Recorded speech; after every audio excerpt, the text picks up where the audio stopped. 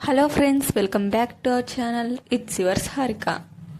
Wow, gulab jamun చూసారా? అసలు cut చేస్తుంటే ఎంత టెంప్టింగ్గా, చూడటానికి ఎంత యమీగా, జ్యూసీగా ఎంత బాగుందో.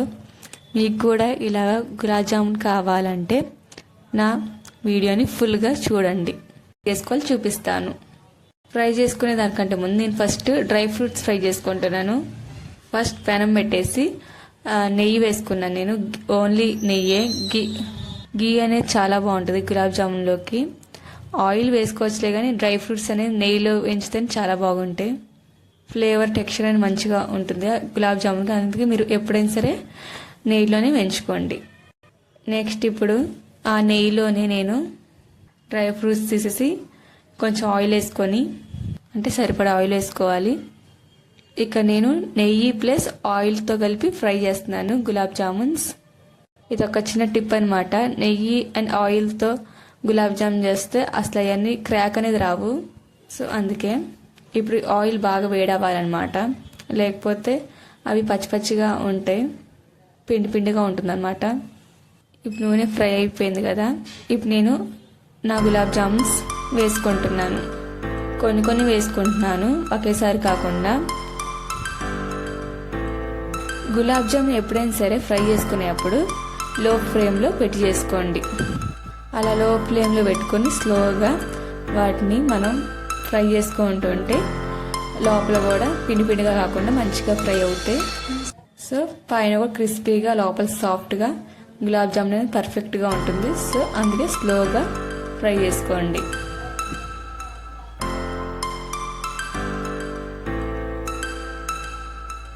చూస్తే ఎంత చక్కగా ఫ్రై అయిపోయినాయో. కొంతమంది అసలు ఆయిల్ బాగా హీట్ అవ్వగానే వేయంగానే అవి కలర్ వచ్చేస్తాయి కదా.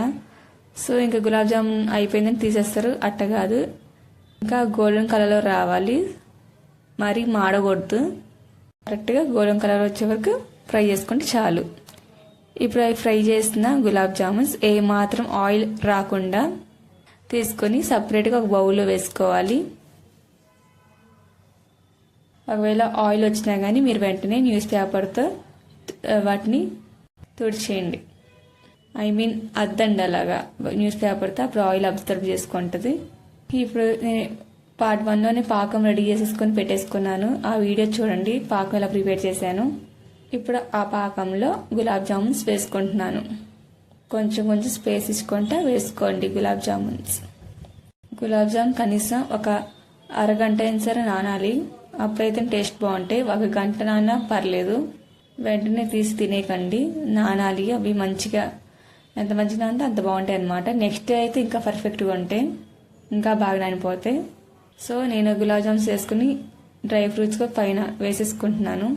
ఒకసారి గులాబ్ జామున్ అటు ఇటుగా ఇప్పుడు నేను చూపిస్తున్నాను చూడండి, అలా ఒకసారి చిన్నగా కలపండి. కళాయితో అటు ఇటు అంటే పాకం అనేది వాటి మీద స్ప్రెడ్ అయ్యేలాగా చిన్నగా ఇలా తిప్పుకోండి. అప్పుడు పాకం మొత్తానికి సెట్ అవుతుంది అన్నమాట.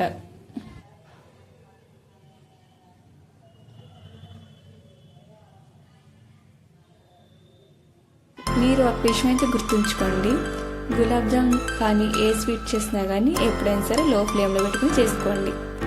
అప్పుడైతేనే ఏ స్వీట్ అయినా సరే పర్ఫెక్ట్గా వస్తుందన్నమాట. నా గులాబ్ జామున్స్ అయితే పర్ఫెక్ట్గా రెడీ అయిపోయినాయి. అసలు చూస్తుంటే చాలా నోరూరిపోతుంది. చాలా అసలు ఎప్పుడెప్పుడు తిందామని నేను వెయిట్ చేస్తున్నాను అనమాట. ఇప్పుడు వాటిని నేను ఆ గిన్నెలోకి షిఫ్ట్ చేసుకుంటున్నాను.